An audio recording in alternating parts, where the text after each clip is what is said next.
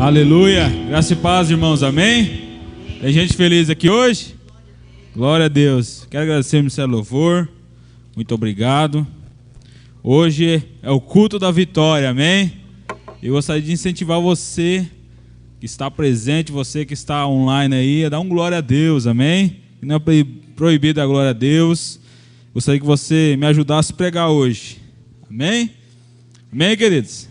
Quero que você abra sua Bíblia comigo em Lucas capítulo 24, por favor. A partir do verso 13. Lucas 24, verso 13.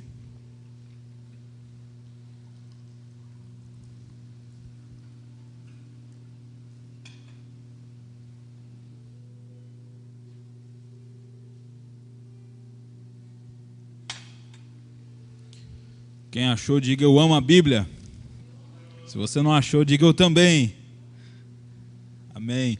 Lucas 24, vou ler nessa versão, na Nova Almeida atualizada, ela diz assim, ó, verso 13 de Lucas 24. Naquele mesmo dia, 2 discípulos estavam indo para uma aldeia chamada Emaús, que ficava a uns 10 quilômetros de Jerusalém. E iam conversando a respeito de tudo o que tinha acontecido. Enquanto conversavam e discutiam, o próprio Jesus se aproximou e ia com eles. Porém, os olhos deles estavam como que impedidos de o reconhecer. Então, ele lhes perguntou: o que é que vocês estão discutindo pelo caminho? E eles pararam entristecidos. Porém, chamado Cleopas, respondeu: será que você é o único que esteve em Jerusalém e não sabe o que aconteceu lá nesses últimos dias? Ele lhes perguntou: do que trata? Eles explicaram: aquilo que aconteceu com Jesus, o Nazareno, que era profeta, poderoso em obras e palavras diante de Deus e de todo o povo, e como os principais sacerdotes, as nossas autoridades, o entregaram para ser condenado à morte e o crucificaram.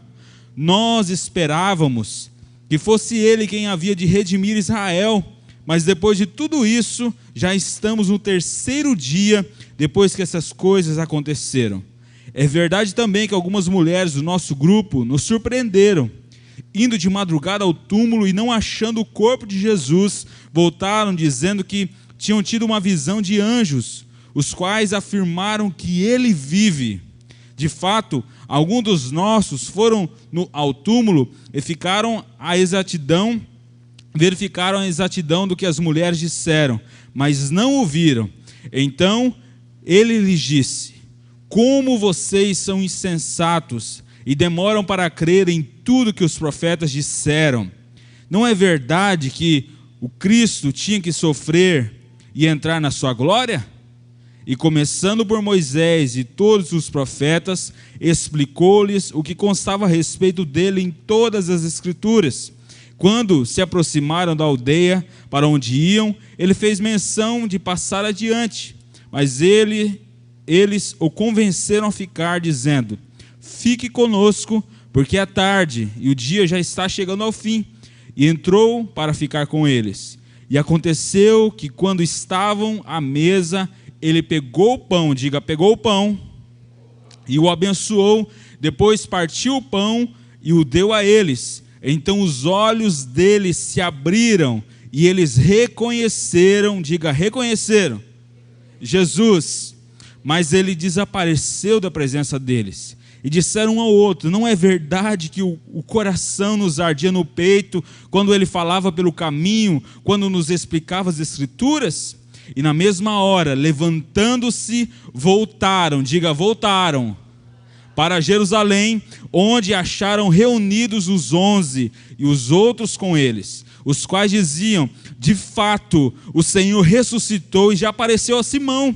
Então os dois contaram o que tinha acontecido no caminho e como tinham reconhecido o Senhor no partir do pão. Amém? Quero que você feche seus olhos agora, por favor. Senhor, nós estamos aqui na sua presença, amado Espírito Santo.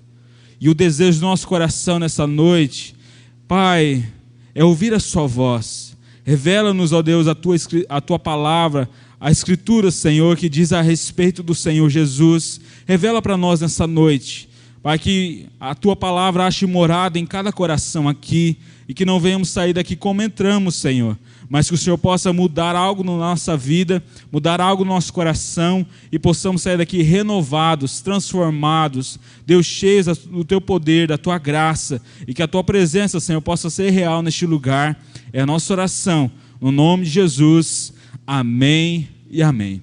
Gostaria de falar num tema nessa noite, o caminho da restauração, amém? Fala para o teu irmão aí, caminho da restauração. Esse texto é um texto muito lindo, e na verdade esse texto ele conta o relato do que aconteceu 3 dias após a morte de Jesus Cristo. Como todos nós sabemos, Jesus ele foi crucificado numa cruz, e havia então uma expectativa do povo de que Jesus seria o libertador de Israel. Israel estava sendo oprimido pelos romanos na época, e havia uma cobrança de impostos muito alta do Império Romano sobre Israel, e Israel queria então se livrar dos romanos, e eles achavam então que Jesus seria o libertador, queria fazer uma revolução, queria tomar um reino terreno ali, e iria se tornar o rei de Israel, e então governar. E a ideia deles era uma ideia terrena, de que Jesus então iria reinar um reino terreno, para então libertar Israel da mão dos romanos. E então Jesus, ele é crucificado. E eu quero que você comece a imaginar então a cabeça do pessoal que acreditava em Jesus. Eles tinham uma esperança, é claro que uma esperança errônea, de que Jesus iria governar ali um governo terreno sobre a terra. E eles esperavam então que Jesus iria tomar o governo, a força. E é interessante que Jesus passa o tempo então, imagina a frustração dos discípulos. Poxa, eles estavam esperando que algo acontecesse, que Jesus tomasse o governo dos romanos e iria governar, e acontece tudo ao contrário. Jesus então é crucificado, morto, e agora já fazem 3 dias que Jesus foi sepultado. Só que as mulheres, no 3º dia, a Bíblia relata que elas vão então ao sepulcro e encontram lá o sepulcro aberto, e quando elas entram lá no sepulcro, aparece então o anjo, e o anjo então fala que Jesus não está ali, que ele ressuscitou. Isso causa então uma euforia no coração deles, a ponto então dos homens irem lá no sepulcro e constatarem também que Jesus não estava lá, o corpo de Jesus já não estava mais lá. E é interessante isso. E os discípulos que estavam a caminho, que é Cleopas e um companheiro dele, estavam indo para Emaús, que era uma cidade vizinha, cerca de 10 quilômetros de Jerusalém. E Jesus havia ressuscitado, e a cidade de Jerusalém então estava no alvoroço, ainda por causa da crucificação de Jesus. O messianismo de Jesus estava sendo questionado naquela época, naquela situação, por conta da sua crucificação, por conta da morte de Jesus. A esperança de um libertador para Israel havia sido frustrada. O que fazer então diante daquele cenário? Então esses discípulos a caminho de Emaús, Cleopas juntamente com um companheiro dele, quando caminhava a destino a Emaús, então se aproxima o próprio Jesus em pessoa e faz uma pergunta para eles: o que vocês estão aí conversando? O que vocês estão preocupados enquanto vocês estão caminhando? O que está passando? O que vocês estão falando? E eles param então entristecidos e um tanto aborrecidos com a desinformação desse viajante. E eles perguntam para Jesus sem saber que é Jesus. Eles não reconheceram Jesus. E eles perguntam para Jesus: és o único que não sabes o que está acontecendo nessa região. Eles mataram Jesus, varão poderoso em obras e em palavras.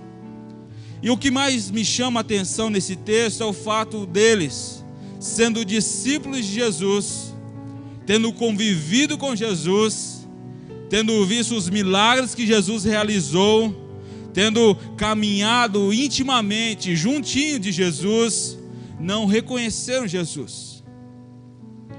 Eles estavam face a face com Jesus, Jesus aparece para eles e eles não reconhecem que é Jesus. Eles não reconhecem Jesus. Por que isso acontece? Por que eles demoraram tanto para reconhecer Jesus? Talvez seja porque eles estavam preocupados, aflitos, descrentes já, amedrontados. E talvez essa é a situação nossa que nós encontramos hoje. Eu lembro que no começo do ano nós, direcionado por Deus, nós estipulamos que o 2020 seria o ano da multiplicação. Quem lembra aqui?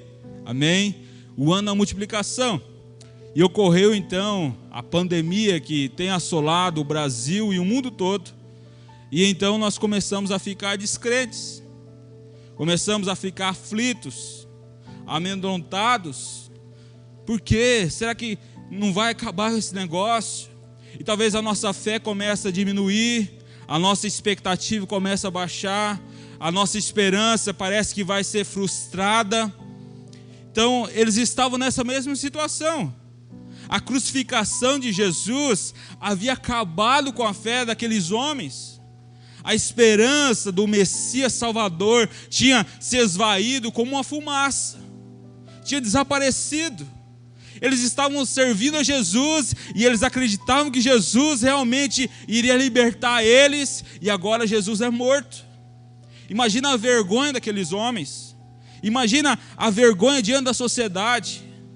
Eles passavam então de mentiroso, ou seja, eles estavam acreditando em algo que não era verdade, por causa que Jesus estava morto agora. E eles então estão conversando isso, e eles foram capazes de descrever para Jesus todos os últimos acontecimentos de Jerusalém, da conversa sobre a ressurreição, mas o coração deles estava endurecido. Para eles tudo já não passava de uma fábula, de um engano. Se Jesus fosse mesmo o Messias, ele tinha triunfado em vida. Ele tinha triunfado sobre a morte. Ele teria mandado lá os anjos e acabar com os romanos e teria descido a cruz, não teria morrido. Não, se ele fosse o Messias, teria acontecido diferente. E uma dúvida foi tomando conta do coração deles, a ponto de deixar eles aflitos, desesperados, com medo, e eles decidem então fugir. Eles vão para uma aldeia chamada Emaús. E diz o texto que os dois discípulos de Jesus, eles estavam seguindo para Emaús, a caminho de Emaús, e eles conversam então acerca dos acontecimentos ocorridos em Jerusalém, quando de repente o próprio Jesus se ajunta com eles nessa caminhada. Jesus questiona o que eles estão discutindo, e eles então começam a abrir o coração. E no versículo 13, nós vemos: naquele mesmo dia, 2 discípulos estavam indo para uma aldeia chamada Emaús, que ficava a uns 10 quilômetros de Jerusalém. Então, nesse versículo 13, nós vemos que eles revelam que eles estavam isolados. Eles queriam ficar isolados de todo mundo. E eles decidem ir para Emaús. No versículo 14, ele começa a revelar que eles estavam se lamentando. Poxa, Jesus não tinha como acontecer, precisava acontecer diferente. Eles começavam a se lamentar. Eles estavam cegos espiritualmente e havia uma tristeza profunda no coração deles. E eles estavam fiéis, não a Jesus, mas com os dramas da vida. E muitas pessoas são assim. Diante da adversidade da vida, diante do problema, nós, ao invés de colocar nossa fidelidade, sermos fiéis a Deus, nós então passamos a ser fiéis não a Jesus, mas aos dramas da vida, aos problemas da vida. E esses discípulos então revelam a Jesus uma desesperança. Eles estavam desesperançosos. Dias atrás, esses dois discípulos, eles viram a entrada triunfal de Jesus em Jerusalém. Jesus sobre um burrinho, as pessoas aplaudindo Jesus entrar em Jerusalém. Talvez aqueles discípulos viram isso. Viram Jesus, um rei terreno. Viram Jesus lá derrubando as barracas, os mercadores, lá no templo. Viram curas, cegos enxergarem, paralíticos andarem, mudos ouvirem. Eles viram milagres extraordinários. Talvez eles pensavam entre si, chegou a redenção de Israel. E eles esperavam que Jesus então os libertasse do Império Romano. Porém, o que aconteceu foi o oposto. Jesus foi preso, espancado, açoitado, crucificado e morto. Para eles era o fim, gente. Tamanha era a decepção daqueles homens, tamanha era a frustração, tamanha era a vergonha. E fugir, para eles, na cabeça deles, era a melhor saída.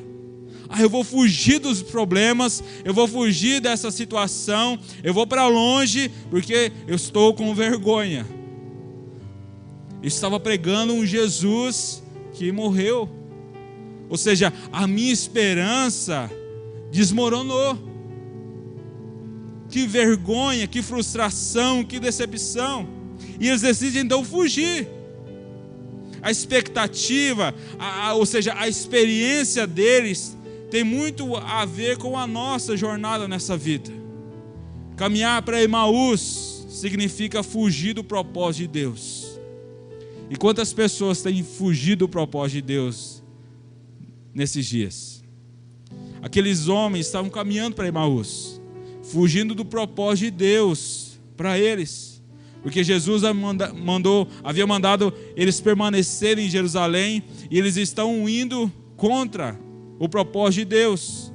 E Emaús então é o caminho da fuga, da desistência. E quantos de nós já pensamos em fugir, em desistir, em parar de lutar?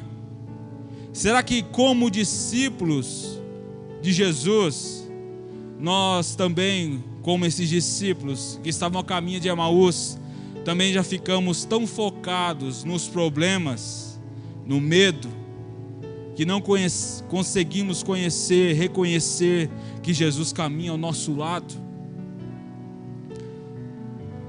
O medo aprisiona a nossa fé. E eu quero desafiar nessa noite você a não dar lugar a um medo. Amém? Não tenha medo, tenha fé. Fala para o teu irmão aí, não tenha medo, meu irmão. Tenha fé. Isso é um baita desafio. Porque para eles era impossível aquilo que eles estavam acreditando, aquilo que eles estavam sonhando acontecer. Porque o mestre deles havia morrido. Então o medo toma conta deles. E diante desse medo, diante desse problema, nós também, talvez por estarmos focados nos problemas da vida, na pandemia do coronavírus, no medo de morrer, que nós não conseguimos reconhecer que Jesus caminha do nosso lado. Diante das adversidades da vida, diante dos problemas, talvez nós estejamos vivendo uma cegueira espiritual. A Bíblia diz que Ele sempre estará conosco, todos os dias, até a consumação dos séculos. É a promessa de Jesus. Em Mateus 28:20, Ele diz: e eis que estarei convosco todos os dias. Não é só quando está tudo bem, é todos os dias. Mesmo na pandemia, mesmo na adversidade, mesmo no problema, Jesus nos assegura que estaria conosco todos os dias, até a consumação dos séculos. E Ele não é mentiroso, Ele é verdadeiro. Ele cumpre o que promete. Amém, queridos? Amém? As expectativas deles estavam distorcidas, equivocadas. Eles estavam esperando um libertador político, um Jesus que viria solucionar os problemas deles e dar às pessoas tudo o que o coração delas desejam. E hoje não é diferente. As pessoas se decepcionam com Jesus porque Ele não atingiu talvez as expectativas delas, porque Ele não deu o que elas queriam, ou porque demorou demais para acontecer o que elas desejavam. Então elas desistem de esperar, abandonam a Deus e fica apenas o ressentimento. E só dá crente ressentido, crente perturbado, frustrado. Talvez você conheça alguém assim. Hoje não é diferente. Às vezes a pessoa, ela quer que Deus faça as coisas na hora dela, e as coisas não acontecem da forma que ela esperava. Então elas dão lugar então ao ressentimento, à frustração, e elas abandonam a Deus, desistem de esperar, e elas desistem até mesmo de sonhar. Só que Jesus, Ele vai e repreende severamente esses discípulos. E a Bíblia diz que Jesus então começa a expor as Escrituras para eles. Tudo que dizia a respeito dele nas Escrituras, começando por Moisés. E ele começa então a expor as Escrituras. Jesus começa a falar para eles: honestos e tardios de coração, para que em tudo que os profetas disseram, porventura não convinha que o Cristo padecesse e entrasse na sua glória? E Jesus então contou tudo que havia, tudo que estava escrito nas Escrituras a respeito dele. E o coração dos dois começa a arder pela autoridade da palavra de Jesus. O coração daqueles homens começa a arder pela autoridade de Jesus, pela verdade da palavra. A Bíblia diz lá em Hebreus 4:12: a palavra de Deus é viva e eficaz, mais penetrante do que uma espada de 2 gumes, e penetra até a divisão da alma e do espírito, e das juntas e medulas, e é apta para discernir os pensamentos e as intenções do coração. Então a palavra de Jesus tem autoridade. Amém, queridos? E o coração daqueles homens, quando Jesus está expondo as Escrituras para eles, o coração deles começa a queimar, começa a arder diante da autoridade de Jesus, diante da palavra de Jesus. E Jesus então começa a fazer aqueles homens lembrar das promessas de Deus e de quem Ele era. E quantas vezes, diante da adversidade da vida, eu e você nos esquecemos das promessas de Deus para nós. E eu quero lembrar algumas promessas de Deus para mim e para você nessa noite. Deus tem promessas para nós, amém, queridos? Amém, gente? Deus tem promessas. Uma das promessas, talvez uma das melhores promessas para mim e para você, que Ele nos assegura, é a salvação. A Bíblia diz em 1 João 2:25: e esta é a promessa que Ele nos fez, a vida eterna. 1 João 2:25. Esta é a promessa que Ele nos fez, a vida eterna. Ele tem promessa de vida eterna para você, amém, queridos? Amém? Uma promessa de salvação. Ele fez uma promessa para mim e para você, a vida eterna. Ele também nos assegura lá em João 10:10, que Ele vem para dar vida e vida em abundância, vida plena. Então Ele tem uma promessa de vida plena para mim e para você, amém, queridos? Amém? Lucas 11:13 vai dizer de uma promessa maravilhosa, chamada o Espírito Santo.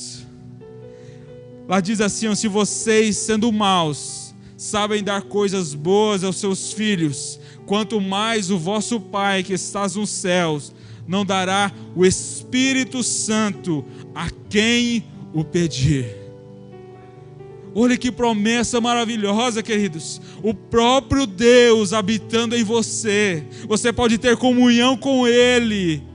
O véu do templo foi rasgado de alto a baixo quando Jesus foi crucificado na cruz do Calvário. Nós hoje temos livre acesso a Ele. Nós podemos ter comunhão com Ele, como um amigo íntimo, próximo, que mora dentro de nós. O Espírito Santo, alguém tão precioso, um presente de Deus, uma promessa de Deus para mim e para você. Em Mateus 6:25, Deus nos assegura a provisão diária. E Ele começa dizendo lá: não se preocupem com as suas próprias vidas, quanto ao que há vez de comer ou beber, nem com os vossos próprios corpos, quanto ao que há vez de vestir. Não é a vida mais do que a comida, e o corpo mais importante do que a roupa? Observem as aves do céu. Não semeiam, nem colhem, nem armazenam em celeiros. Contudo, o Pai Celestial as alimenta. Não tendes vós muito mais valor do que elas? Quem porventura, que por mais que se preocupe, pode acrescentar uma hora que seja a sua vida? Porque se vocês se preocupam com roupas, vejam como crescem os lírios do campo. Eles não trabalham nem tecem. Contudo, eu lhes digo que nem Salomão, em todo o seu esplendor, vestiu-se como um deles. Se Deus veste assim a árvore do campo, que hoje existe e amanhã lançada ao fogo, não vestirá muito mais a vocês, homens de pequena fé? Portanto, não se preocupe dizendo: que vamos comer, ou que vamos beber, ou que vamos vestir? Pois os pagãos é que correm atrás dessas coisas. Mas o Pai Celestial, o Pai Celestial, sabe que vocês precisam delas. E aí tem um segredo: busquem, pois, em primeiro lugar o reino de Deus e a sua justiça, e todas as demais coisas vos serão acrescentadas. Então nós temos uma promessa dada pelo próprio Jesus, de uma provisão diária. Deus promete cuidar de nós, assim como Ele cuida das aves do céu, que não semeiam, nem colhem, nem armazenam em celeiros. O Pai Celestial alimenta essas aves. Nós temos muito mais valor do que elas. Então Deus promete cuidar de nós. Deus promete cuidar, nos manter, amém, queridos? Uma provisão diária de Deus. Mas o segredo está em buscar em primeiro lugar o reino de Deus e a sua justiça. E a Bíblia diz que todas as demais coisas vos serão acrescentadas. Então, quando a minha confiança está em Deus, quando a minha confiança não está no medo de morrer, ou na pandemia, ou na dificuldade, na crise financeira, quando a minha confiança não está no dinheiro, nas forças físicas, nas coisas materiais, quando a minha confiança está em Deus, Ele então provê todas as coisas. Quando o meu coração busca Ele em primeiro lugar, a Bíblia diz que todas as demais coisas vos serão acrescentadas. Então nós temos promessa de Deus para nós, de uma provisão diária. Amém, queridos? Amém, gente? Deus também promete cuidar de nós e nos dar sono e descanso. Olha o que diz lá em Salmos 4, verso 8. Lá diz assim: em paz me deito e logo pego no sono, porque, Senhor, só Tu me fazes repousar seguro. Você pode descansar em meio à dificuldade, em meio ao problema, porque Ele faz você repousar em segurança. Amém, queridos? Ele promete cuidar de nós até no sono, nos dar descanso. Nele nós podemos descansar, nele nós podemos confiar, nele nós podemos repousar em segurança, e Ele vai cuidar de nós. Ele também promete dar força ao que está sem vigor. Olha o que diz lá em Isaías 40, 31. Mas os que esperam no Senhor renovarão as suas forças, subirão com asas como de águia, correrão e não se cansarão, caminharão e não se fatigarão. Quando eu e você esperamos o Senhor, as nossas forças são renovadas e nós vamos subir como águias, correr e não vamos nos cansar, vamos caminhar e não vamos nos fadigar, porque Ele promete dar força para nós, Ele promete renovar o nosso vigor, promete nos sustentar. É uma promessa de Deus, amém, queridos? Olha a promessa de Deus. João 14, 27, Jesus diz: deixe-vos a paz, a minha paz vos dou, não vou lá dou como o mundo a dá. Não se turbe o vosso coração, nem se atemorize. Jesus promete dar paz, mesmo em meio ao caos, mesmo em meio à dificuldade, mesmo em meio ao Covid-19. Ele promete dar paz. Ele é a nossa paz. Ele é o nosso refrigério. Ele é quem nós precisamos confiar. Ele provê todas as coisas. Ele cuida de nós. Ele promete também não nos abandonar. Olha o que diz lá em Deuteronômio 31, verso 6. O Senhor é quem vai adiante de ti. Ele será contigo e não te deixará, nem te desamparar. Não temas, nem te atemorize. A promessa do Senhor em não abandonar você. Ele não vai te deixar. É uma promessa dele, amém, queridos? Ele promete também ser o seu refúgio na maior luta que você possa passar, no maior problema. Salmos 46, um salmo que eu gosto bastante, verso 1 lá diz assim, ó: Deus é o nosso refúgio e fortaleza, socorro bem presente na hora da angústia. Portanto não temeremos, ainda que a terra se transtorne, os montes se abalem no seio dos mares, ainda que as águas tumultuem, espumejam e na sua fúria os montes se estremeçam. Ele é o nosso refúgio e fortaleza. Ele é quem nos socorre, o nosso socorro bem presente nas tribulações da vida. Ele é o amigo certo das horas incertas. Ele é aquele que estende a mão quando ninguém mais pode fazer alguma coisa. Isaías 41, verso 10 vai dizer: não temas, porque eu sou contigo. Não te assombres, porque eu sou o teu Deus. É eu que te fortaleço, te ajudo, te sustento com a minha destra fiel. Não temas, porque eu sou contigo.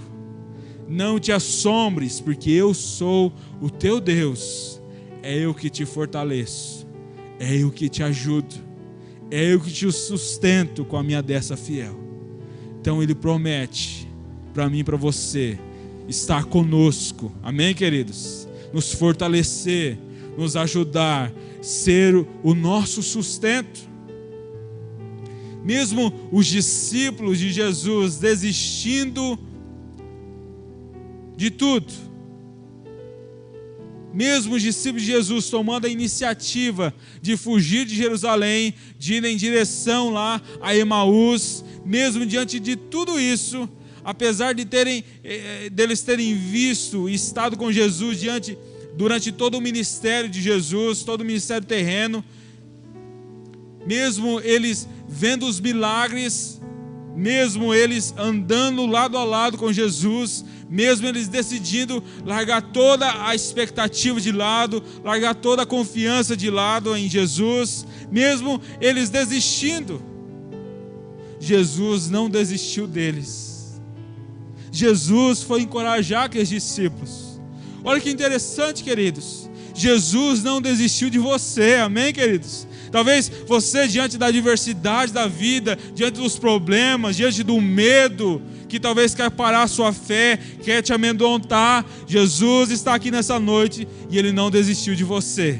Ele vem ao teu encontro, como Ele foi ao encontro daqueles discípulos, que estavam abandonando já o barco, deixando de lado a fé, envergonhados diante daquilo tudo que estava acontecendo.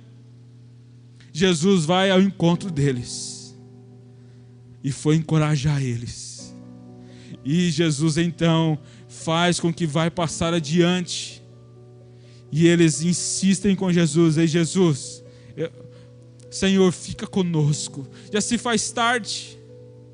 E aí quando Jesus chega na casa deles, vai partir o pão, os olhos deles são abertos e eles reconhecem quem era que estava com eles o tempo todo. Eles reconhecem Jesus. Jesus se revela para eles. E eles, no partir do pão, os olhos deles foram abertos. Jesus se revelou para eles.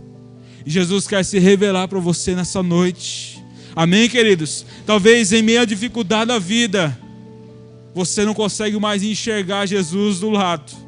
Mas eu quero te encorajar nessa noite e dizer para você que Ele está com você. Ele não está lá longe, não está aquém da sua dor, não está nem aí. Talvez você pense: Jesus não está nem aí para o meu desespero, para a minha angústia. Não, Ele está com você. É uma promessa dEle que Ele estaria conosco todos os dias, até a consumação dos séculos. Amém, queridos? E Ele vai então ao encontro desses discípulos para encorajar eles. E Ele também vem ao teu encontro essa noite para te encorajar. Amém, queridos? Jesus não desistiu deles e foi encorajar eles. Jesus também não desistiu de você e Ele vem ao teu encontro. E é interessante que diante desse cenário todo, diante daquela angústia que eles estavam passando, Jesus agora se apresenta a eles como Jesus ressurreto, como Jesus que venceu a morte e o inferno, como Jesus que derrotou o inferno, derrotou a morte, como Jesus ressurreto, como Jesus que eles podiam colocar a confiança dele em Jesus e tudo ficaria bem. Jesus então se apresenta diante deles como um Jesus vivo. Nosso Jesus não está morto, Ele está vivo, Ele vive, Ele reina e Ele está aqui nessa noite e Ele pode mudar a sua vida. Amém, queridos? E eu fico imaginando então a alegria daqueles discípulos. E a Bíblia relata, depois se você ler, você vai ver que eles vão então a Jerusalém de volta. Eles voltam então por propósito de Deus, para aquilo que Jesus queria que eles fizessem. E eles vão todo animados então para Jerusalém, lá encontrar com os 11 discípulos de Jesus e as demais pessoas que estavam reunidas. E eles chegam lá e eles se deparam então com aquela multidão lá talvez reunida, e eles então testemunham daquilo que eles ouviram, daquilo que eles viram, do encontro que eles tiveram com Jesus.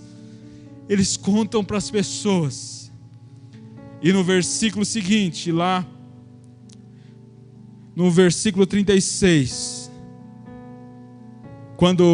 de Lucas 24, quando Jesus então se apresenta para eles, os olhos deles são abertos.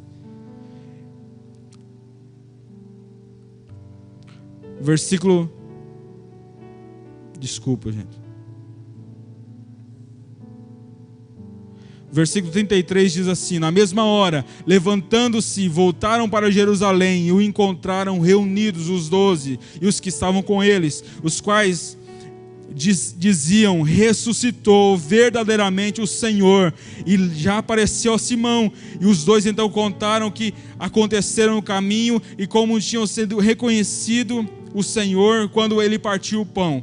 E o versículo 36 diz assim, falavam ainda essas coisas quando Jesus se apresentou no meio deles e disse: paz seja convosco.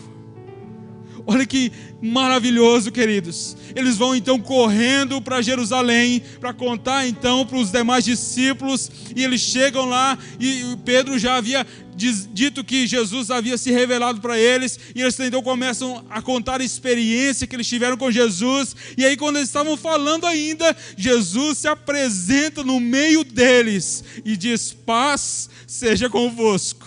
Eu estou vivo, eu ressuscitei, a morte não pôde me deter. Queridos, Jesus está vivo. Jesus está vivo. Jesus foi encorajar esses dois homens, como encorajou a Pedro. Sabe, Pedro já havia desistido da vida diante daquele cenário, diante da crucificação de Jesus, da morte, diante que Pedro havia negado Jesus 3 vezes. Pedro já estava desgostoso, já tinha desistido, e Pedro então volta a pescar. Talvez Jesus teria os motivos dele para desistir de Pedro, para desistir de Pedro como discípulo, como Jesus talvez teria também desses 2 discípulos a caminho de Emaús, que estavam desacreditados com Jesus. Mas Jesus não desistiu de Pedro, Jesus não desistiu dos discípulos, e eu quero dizer para você que Jesus não desistiu de você. Sabe, Jesus foi ao encontro de Pedro, restaurou a Pedro, tratou de Pedro, se apresentou a Pedro como um Jesus ressurreto.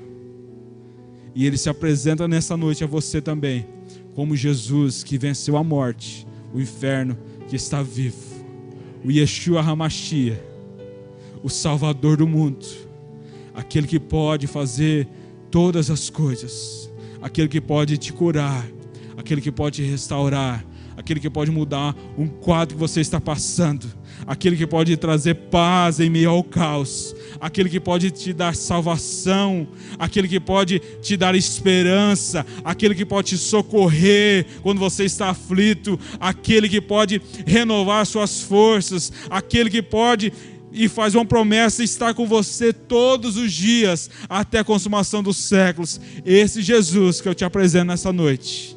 Amém, queridos? Ele está aqui. E eu gostaria que você aumentasse o seu grau de expectativa, aumentasse a sua fé nessa noite. Talvez você chegou aqui desesperado, em meio ao caos, com medo, diante da adversidade da vida, talvez enfermo. E o mesmo Jesus que se apresentou como Jesus ressurreto a esses discípulos, se apresentou a Pedro, Ele se apresenta a você nessa noite. E Ele pode trazer paz para a sua alma, Ele pode trazer cura para você nessa noite, Ele pode restaurar os seus sonhos, que talvez estão frustrados, como desses discípulos estavam. Jesus pode fazer você sonhar novamente nessa noite. E eu quero que você se coloque em pé, por favor.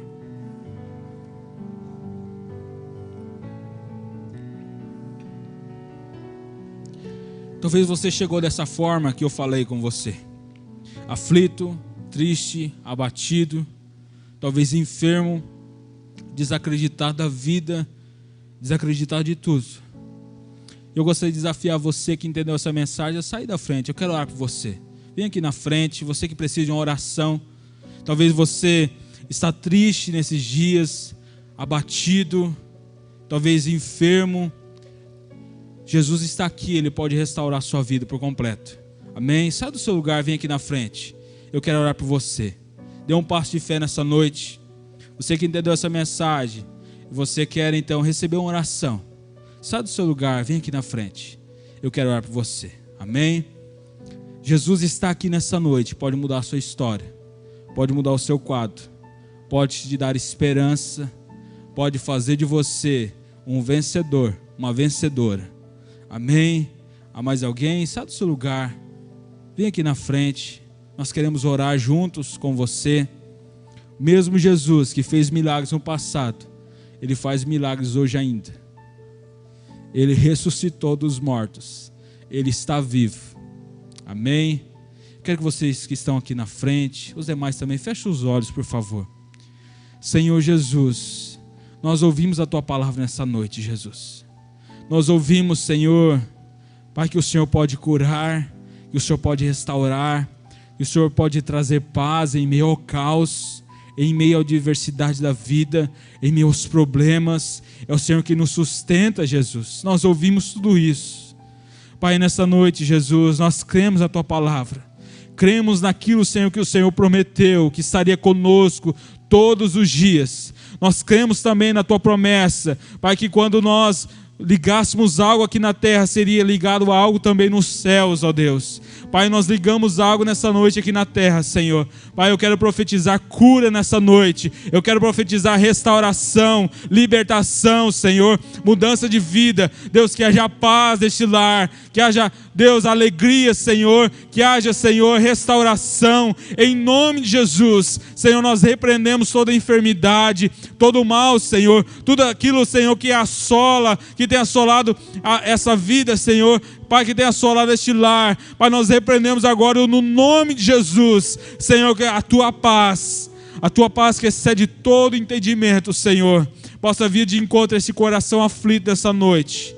Pai, esse coração talvez amedrontado diante do medo, diante da adversidade que o mundo todo tem passado, Senhor. Pai, que o Senhor venha com a tua paz, venha com o teu refrigério, Senhor, venha com o teu descanso. Pai, que os teus filhos, Senhor, nessa noite venham descansar no Senhor. Pai, venha confiar em Ti, Jesus. Pai, venha o Senhor colocar, Pai, a confiança no Senhor, que é o Criador de todas as coisas. O Senhor que criou os céus e a terra. O Senhor que nos sustenta. O Senhor que nos guarda. Pai, nós profetizamos nessa noite vida abundante. Vida abundante, vida de paz, vida de alegria, vida de segurança. Em nome de Jesus é que nós oramos. Senhor, se alguém que nos assiste nessa noite também está, Deus, triste, abatido, talvez depressivo, Senhor. Pai, eu quero repreender todo espírito de depressão nessa noite. Todo mal que caia por terra no nome de Jesus. Que a depressão, Pai, que a opressão de Satanás dê lugar à tua alegria, dê lugar à tua paz, dê lugar, Jesus, ao teu refrigério, Senhor. Pai, que nessa noite, ó Deus, o teu filho e a tua filha venham descansar no Senhor, Pai, que é o Criador de todas as coisas. É a nossa oração nessa noite, Pai, crendo no milagre, crendo, Senhor, na restauração, crendo, ó Deus, no teu poder, na tua graça, crendo no Jesus ressurreto, que venceu a morte e o inferno e está vivo para todos sempre. É a nossa oração no nome de Jesus. Amém e amém. Amém, queridos? Dê uma salva de palmas, Senhor. Amém? Glória a Deus.